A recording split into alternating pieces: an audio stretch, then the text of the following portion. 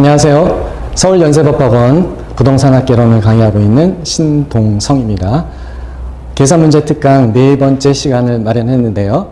이번 네 번째 시간에서는 우리 계산문제 익힌장 28개 테마 중에서 네 번째 테마, 수요 곡선, 공급 곡선의 기울기를 계산하는 문제입니다. 우리가 수요 곡선, 공급 곡선의 기울기 문제를 단독으로 내는 경우에는 드물지만 이 기울기를 알게 되면 나중에 거미집 이론에서 그 가격의 균형 수렴형인지 발산형인지 순환형인지를 계산할 수 있기 때문에 쉽게 알아낼 수 있기 때문에 찾아낼 수 있기 때문에 기울기 구하는 연습은 꼭 해보셔야 되겠습니다. 그러면 네 번째 테마 문제를 풀어보겠습니다. A 지역의 공급 함수가 다음과 같이 변화하였다. 공급 곡선의 기울기는 어떻게 변화했나요? 공급 곡선의 기존의 변화 전에는 Q는 30 더하기 P, 변화 후에는 30 더하기 2P로 바뀌었대요. 그렇다면 이때 기울기는 어떻게 변화한 것인가요? 자, 기울기는 어떻게 계산하나요? 기울기는 간단하게 이렇게 표현할 수 있겠죠? P 앞의 숫자, P 앞의 숫자, 그 다음 그것을 분모에다가 씁니다. 그 다음에 Q 앞의 숫자, 분자에다가 쓰면 그때 값이 기울기인 것입니다. 수식이 이렇게 수요함수, 공급함수 식이 주어졌을 때 우리는 탄력성을 계산하기는 좀 어렵습니다. 그러나 기울기는 간단하게 계산이 되는 거죠. 기울기를 간단하게 계산할 수 있다 하는 얘기는 그렇다면 이 식을 가지고 그래프를 그릴 때 좀 더 편하게 그릴 수 있다는 거죠. 그러면 먼저 변화 전 공급 곡선의 기울기는 어떻게 되겠습니까? 변화 전 P 앞에 숫자는 1이 생략된 거니까 1분의 Q 앞에도 1이 생략된 거죠? 1분의 1이니까 1 간단하게 계산이 되어지고요. 변화 후에는 어떻게 되나요? 변화 후에는 분모가 2가 되겠죠? 2P. P 앞에 숫자가 2니까요. 그러면 Q 앞에 숫자는 1이니까 2분의 1, 0.5네요. 기울기가 1에서 0.5로 바뀌었어요. 이렇게 얘기를 할 수가 있겠습니다. 0.5만큼 감소하였습니다. 그래프를 그리면 이렇게 되겠습니다. P 대신에 0을 지면 Q 값은 30이니까요. 여기 30. P가 0일 때 Q는 30. 반대로 P가 10이면 어떻게 되나요? Q는 40. P가 10일 때 Q는 40. 이렇게 표시할 수 있겠죠. 따라서 이렇게 직선을 그으면 이 직선은 변화 전의 공급 곡선입니다. 이제 공급 곡선이 바뀌었죠. 어떻게 해요? 2P, 30 더하기 2P로 바뀌었어요. 그러면 계산을 해볼게요. P 대신에 0 집어넣으면 그대로 여기서부터 출발을 하면 되는데 P 대신에 10을 집어넣으면 어떻게 되나요? 30 더하기 2 곱하기 10이니까 50. P가 10일 때 50이구나. 이렇게. 기울기가 이렇게 1인 숫자에서 0.5로 바뀌었기 때문에 이렇게 더 눕게 되는 공급 곡선을 그리게 되는 것입니다. 여기가 50입니다. 자, 기본 문제 기울기 계산하는 거는 너무 쉽게 계산할 수 있으시겠죠? 그러면 시험 문제에서 좀 나올 수 있는 방법은 이런 식으로 유형이 나올 것 같아요. 한번 응용 문제를 풀어보겠습니다. 전 강의 3강에서 우리가 시장의 균형 가격 관련해서 균형의 변화에 대해서 균형 가격, 균형 수량을 구하는 강의를 해봤고요. 그 연습을 많이 해보셨으니까 그거를 같이 해서 응용 문제가 이렇게 출제될 수 있겠습니다. A 지역의 아파트 시장에서 수요함수는 일정한데 공급함수는 다음과 같이 변화하였다. 공급함수가 바뀌었어요. 그러면 이 경우 균형 가격과 공급함수의 기울기는 각각 어떻게 변화했는가요? 하는 거죠. 그러면 균형 가격 구하는 것은 어떻게 하면 되겠습니까? 변화 전에는 어떻게? Q는 30 더하기 P와 QD는 150 빼기 EP.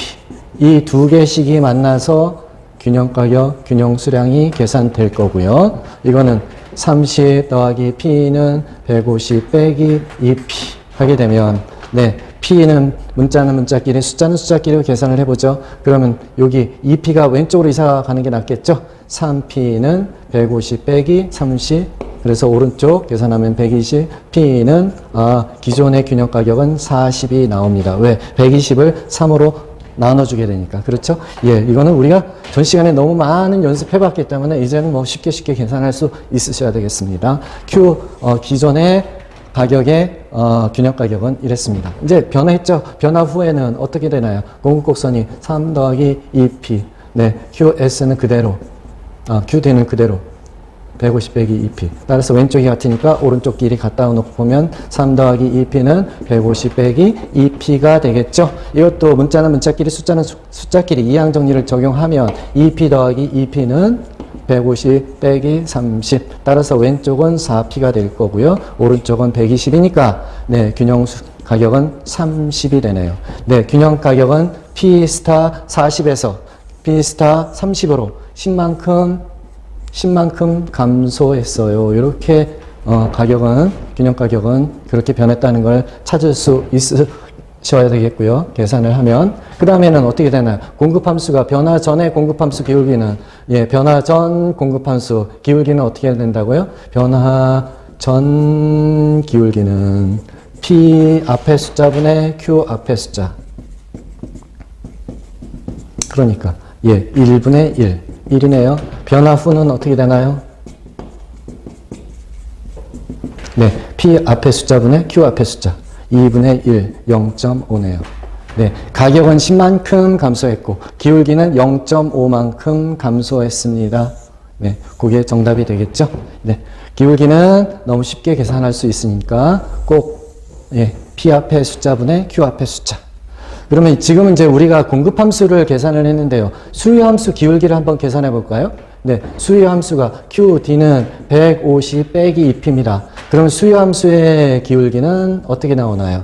예, P 앞의 숫자가 빼기 2, Q 앞의 숫자가 1이니까 빼기 마이너스 0.5구나 이렇게, 예, 기억할 수 계산이 되겠습니다. 그래서 마이너스가 의미하는 거는 공급함수는 우상향하기 때문에 공급함수의 기울기는 플러스 값을 갖게 되고 수요함수 기울기는 우하향하니까, 예, 오른쪽으로 내려가는, 네, 우하향하는 곡선이기 때문에 기울기가 마이너스로 표시되겠구나라는 것을 아실 수 있겠고요. 네, 우리는 이제 거미집 이론에서는 수요함수의 기울기의 절대값이라는 거는, 예, 0. 빼기 0.5를 절대값 씌우면 0.5가 되는 거죠.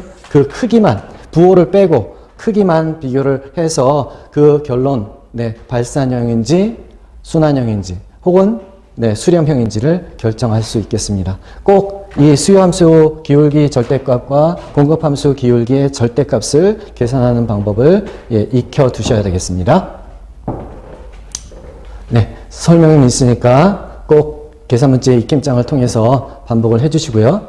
예, 다음 테마, 5번째 테마로 넘어가겠습니다. 5번째 테마는 임대료 가격 상한제입니다. 임대료 가격 상한제는 우리가 정책 분야에서, 정책 파트에서 공부하시는 주제가 되겠는데, 정책과 더불어서 우리가 경제론에서 수요함수, 공급함수를 배웠으니까 그것을 가지고 구체적으로 임대료 가격 상한제가 적용이 되는 경우에 그 효과, 그 초과 수요가 발생하는 그 정도를 파악해 보자는 거죠. 실제로 이제 기출 문제로도 나왔는데, 예, 임대료 가격 상한제는 일단 왜 임대료 가격 상한제를 정부에서 실시하게 되나요? 네, 우리 임대료 시장이라고 보면 임대료의, 예, 가격, 임대료 수량, 그 다음에, 네, 임대료 수요 곡선, 임대료 공급 곡선이라고 생각해보면 이때 균형 가격이 균형 시장에 맡겨뒀을 때 이 균형 가격이 너무 높다는 거죠. 그러면 임대인, 임차인한테는 상당히 부담이 많이 돼서 생계비가 지금 모자랄 수 있겠잖아요. 소비가 위축이 되면 사회 전체적으로 또 경기에 안 좋은 영향을 미칠 수 있겠죠. 따라서 정부가 어떻게 해요?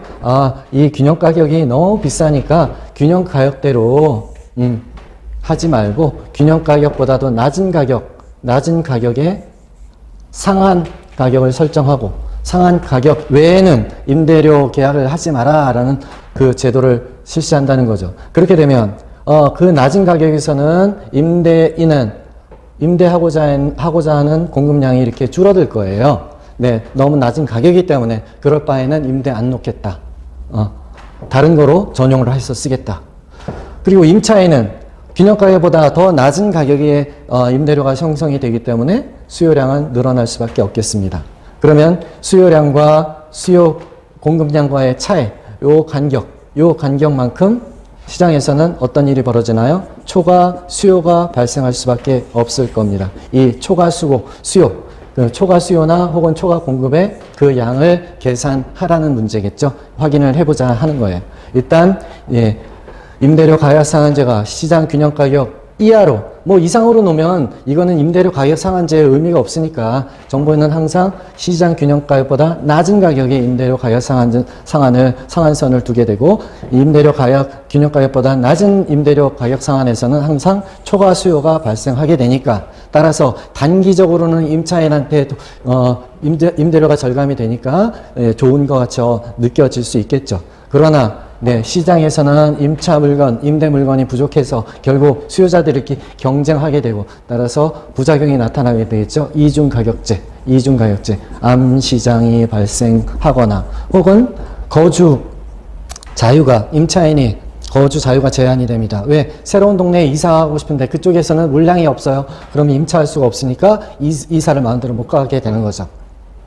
그래서 이 임대료 가격 상한제는 이론적으로는 단기적으로는 임차인한테 금전적으로 이득이 될 것 같지만 중장기적으로는 부작용이 있기 때문에 이중자격제는 중장기적으로는 단점 때문에 계속 지적이 나와서 이 임대료 가격 상한제보다는 임대료 직접 보조해주는 임대료 보조제가 훨씬 더 유용한 정책이라는 이론적인 설명이 있습니다. 그거는 이론적인 배경이고요. 우리는 실제로 이제 계산 문제를 해봐야 되겠죠? 수요 함수가 정해져 있고 공급 함수가 있어요. 그때 가격을 집어넣으면 수요량이 계산할 거고 가격을 집어넣으면 공급량이 계산이 되니까 그 차액이 얼마냐 하는 거니까 여기다가 집어넣으면 나오는 거죠? 1400 빼기 2p에다가 p 대신 150을 집어넣어 볼게요. 1400 빼기 2 곱하기 150. 그럼 1400 빼기 300이니까 1100. 수요량은 1100이구나. 그 가격 150만 원일 때 이제 새로운